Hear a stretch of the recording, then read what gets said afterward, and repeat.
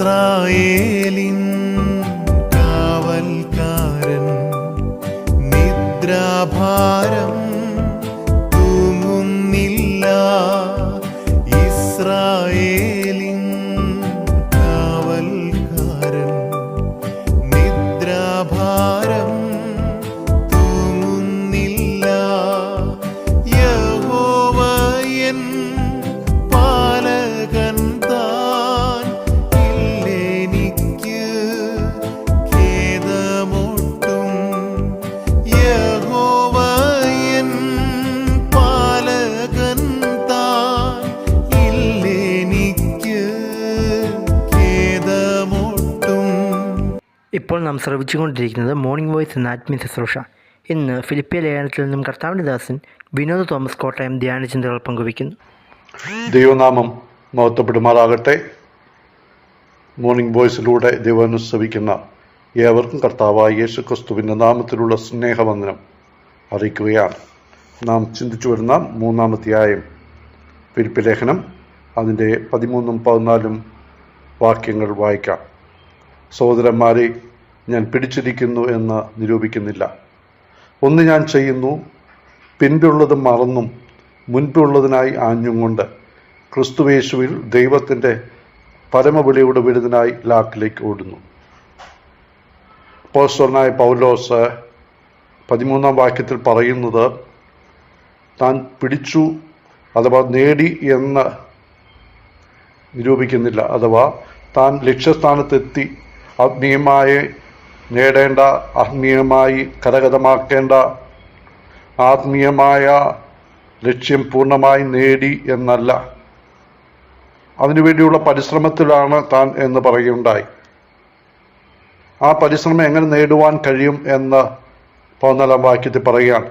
ഈ 14-ാം വാക്യം വളരെ പ്രസിദ്ധമായ വാക്യമാണ്. പൗലോസ് പറയുന്നു, ഒന്ന് ഞാൻ ചെയ്യുന്നു. ഈ നേട്ടം കരഗതമായി തീരുവാൻ താൻ ചെയ്യുന്ന ഒരു കാര്യമേ ഉള്ളൂ. ഒരു ലക്ഷ്യത്തോടുകൂടി, ഒരു ഉദ്ദേശത്തോടുകൂടി താൻ മുന്നോട്ട് പോവുകയാണ്. അല്ലെങ്കിൽ തൻ്റെ നോട്ടം, തൻ്റെ ലക്ഷ്യസ്ഥാനം ഒന്നാണ്. നാം ഇബ്രായ ലേഖനം 12-ാം അധ്യായത്തിൻ്റെ 2-ാം വാക്യത്തിൽ വായിക്കുന്നുണ്ട്, വിശ്വാസത്തിന് നായകനും പൂർത്തി വരുത്തുന്നതിനുമായ യേശുവിനെ നോക്കുക. ഇവിടെ പൗലോസിൻ്റെ ലക്ഷ്യസ്ഥാനവും മറ്റൊന്നല്ല, ക്രിസ്തുവാണ് തൻ്റെ ലക്ഷ്യസ്ഥാനം. ക്രിസ്തുവിനെയാണ് താൻ നോക്കുന്നത്. നമ്മുടെ നോട്ടവും ക്രിസ്തുവിൽ തന്നെ ആയിരിക്കാൻ ഇടയായിത്തീരേണ്ടതാണ്. ഇവിടെ പൗലോസ് തന്നെ ഒരു ഓട്ടക്കാരനോട് ഉപമിക്കുകയാണ്. ലാക്കിലേക്ക് ഓടുന്നു. ഒരു ലക്ഷ്യസ്ഥാനമുണ്ട്. എന്താണ് ലക്ഷ്യസ്ഥാനം? ഞാൻ ഓർപ്പിച്ചതുപോലെ ക്രിസ്തുവാണ്. ഇതിൻ്റെ 3-ാം അധ്യായത്തിന് തന്നെ 20-21 വാക്യങ്ങളിലേക്ക് വരുമ്പോൾ പൗലോസ് പറയുന്നുണ്ട്, യേശുക്രിസ്തു വരുമ്പോൾ നമ്മുടെ താഴ്ചയുള്ള ശരീരം മാറി തൻ്റെ മഹത്വമുള്ള ശരീരത്തോട് അന്ത്യവുമായി രൂപാന്തരപ്പെടും.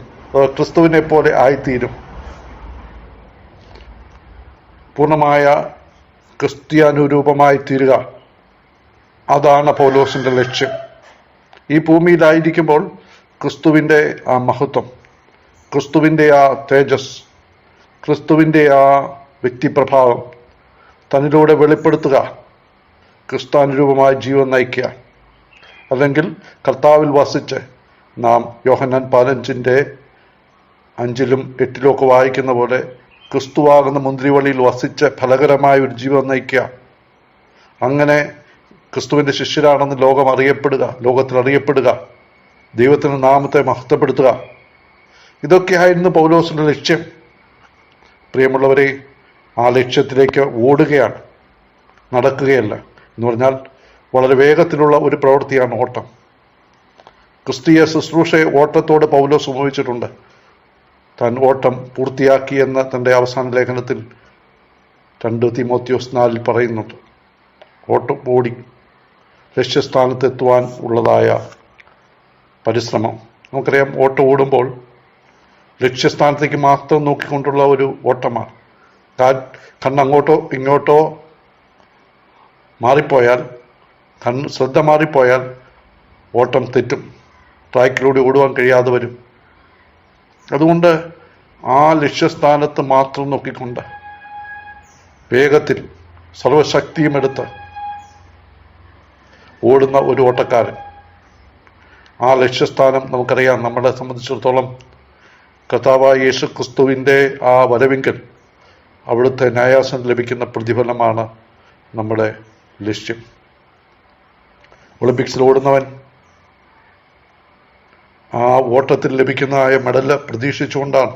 അവൻ്റെ ഹൃദയത്തിൽ ആ ഒരു ചിന്ത മാത്രമേ ഉള്ളൂ. ആ വിക്ടറി സ്റ്റാൻഡിൽ നിന്നുകൊണ്ട് ഗോൾഡ് മെഡൽ നേടുന്ന ആ ഒരു ചിത്രം മാത്രമേ അവൻ്റെ ഹൃദയത്തിലുള്ളൂ. അതുപോലെ കർത്താവിൻ്റെ ന്യായാസനത്തിന് മുമ്പാകെ നല്ലവനും വിശ്വസ്തനുമായ ദാസനെ, നീ അല്പത്തിൽ വിശ്വസ്തനായിരുന്നു, നീ അധികത്തിന് വിചാരകനാകുക എന്നുള്ളതായ യജമാന്റെ ഉപേറിയ ശബ്ദം കേൾക്കുവാൻ കഴിയുന്ന അനുഗ്രഹീതമായ ആ ലക്ഷ്യം, അതാണ് ഇവിടെ പൗലോസ് പറയുന്നത്. ഈ ലക്ഷ്യത്തിൻ്റെ മറ്റൊരു പ്രത്യേകത ഇവിടെ പറയുന്ന പൗലോസ് ക്രിസ്തുവേശുവുള്ള പരമവിളിയുടെ ബിരുദം. പൗലോസ് പറയുന്ന പിൻപുള്ളതിലെല്ലാം ഞാൻ മറക്കുകയാണ്. നമുക്കറിയാം 3-ാം അധ്യായത്തിൻ്റെ 1 മുതൽ താഴോട്ട് വരുമ്പോൾ പൗലോസിന് പിൻപിലുണ്ടായിരുന്ന യഹൂദമതത്തിലുള്ള അനേക സ്ഥാനമാനങ്ങൾ, അനേക പദവികൾ, അതിലൂടെ ലഭിക്കാവുന്ന ഈ ഭൂമിയിൽ ലഭിക്കാവുന്ന നന്മകൾ, അതെല്ലാം പൗലോസ് മറക്കുകയാണ്. സ്വർഗീയമായതിനു വേണ്ടി ഭൂമിയിലുള്ളത് എല്ലാം പൗലോസ് മറന്നുകൊണ്ട് സ്വർഗീയമായതിനു വേണ്ടി ഓടുന്ന ഒരോട്ടക്കാരനായി നമ്മിവിടെ കാണുന്നു. നമ്മുടെ ജീവിതത്തിലും ഭൂമിയിൽ കാണുന്ന താൽക്കാലികമായത്, കാണുന്നതൊക്കെ താൽക്കാലികമാണ്. അതെല്ലാം മറന്ന് കാണാത്തതിന് വേണ്ടി, നിത്യമായി നിലനിൽക്കുന്നതിന് വേണ്ടി, എന്നും സ്വർഗത്തിൽ സൂക്ഷിച്ചിരിക്കുന്നു ക്ഷയമാലിന്യം വാട്ടം എന്നുമില്ലാത്ത അവകാശത്തിന് വേണ്ടി ഓടുവാൻ നമുക്ക് കഴിയേണ്ടതാണ് എന്ന് ഇവിടെ നമ്മെ ദൈവത്തിനെ ഓർപ്പിക്കുന്നു. മുൻപുള്ളതിനായിട്ട് അഞ്ഞുകൊണ്ട് നമുക്കറിയാം, ഓട്ടക്കാരൻ മുൻപുള്ളതിന് വേണ്ടി മാക്സിമം പരമാവധി ആയുകയാണ്. നമുക്ക് എത്രത്തോളം ആയാൻ കഴിയുന്നുണ്ട്? നമ്മൾ പിറകിലുള്ളതിനെ ചിന്തിക്കുന്നുണ്ടോ? കർത്താവ് ആ കാര്യം പറയുന്നുണ്ട്. ലോത്തിന്റെ ഭാര്യയെ ഓർത്തുകൊള്ളുക. എന്താണ് ലോത്തിന്റെ ഭാര്യയ്ക്ക് സംഭവിച്ചത്? പിറകിലുള്ളതിന് വേണ്ടി പിറകോട്ട് തിരിഞ്ഞു നോക്കി, പുതുണായിപ്പോയി, മുന്നോട്ട് പോകാൻ കഴിഞ്ഞില്ല. പിറകിലെല്ലാം സകല ഭാരവും മുറുക്കപ്പറ്റുന്ന പാപവും വിട്ട് നമ്മിൽ വെച്ചിരിക്കുന്ന ഓട്ടം ശ്രദ്ധയോടെ ഓടുവാൻ കഴിയേണ്ടതാണ്. ഇനി പൗലോസ് പറയുന്നത് ക്രിസ്തുവേശുവുള്ള ദൈവത്തിൻ്റെ പരമവിളിയുടെ വിരുദ്ധനായി. ക്രിസ്തുവേശുവിൽ ദൈവം നമുക്ക് തന്നിരിക്കുന്ന ഒരു വലിയ വിളിയുണ്ട്. പ്രിയപ്പെട്ടവരെ, അതിൻ്റെ ശ്രേഷ്ഠത മനസ്സിലാക്കണം. നമ്മെ ലോകസ്ഥാപനത്തിന് മുമ്പ് ദൈവം മുന്നറിഞ്ഞു. അങ്ങനെ മുന്നറിഞ്ഞുകൊണ്ടാണ് നമ്മൾ വിളിച്ചതെന്ന് റോമർ 8:29-30 വാക്യങ്ങളിൽ വായിക്കുന്നുണ്ട്. എത്രയോ ശ്രേഷ്ഠമായ വിളിയാണ് നമുക്ക് തന്നിരിക്കുന്നത്. മാത്രമല്ല, നമ്മെ ജീവനുള്ള പ്രത്യാശയ്ക്കായിട്ടാണ് വിളിച്ചിരിക്കുന്നതെന്ന് പൗലോസ് 1 പത്രോസ് 1:3 നമ്മൾ കാണുന്നുണ്ട്.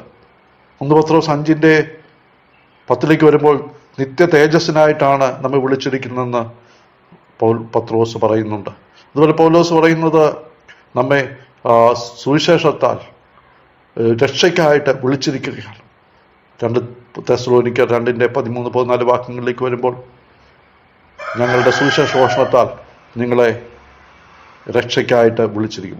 രക്ഷ നമുക്ക് തരുവാൻ തക്കോണം നമ്മെ വിളിച്ചിരിക്കുന്ന അനുഗ്രഹീതമായ വിളി. യഹൂദന്മാരിൽ മാത്രമല്ല, ജാതികളിൽ നിന്നും ഒരു കൂട്ടരെ ദൈവം വിളിച്ചിരിക്കുന്നുവെന്ന് പൗലോസ് പറയുന്നുണ്ട്.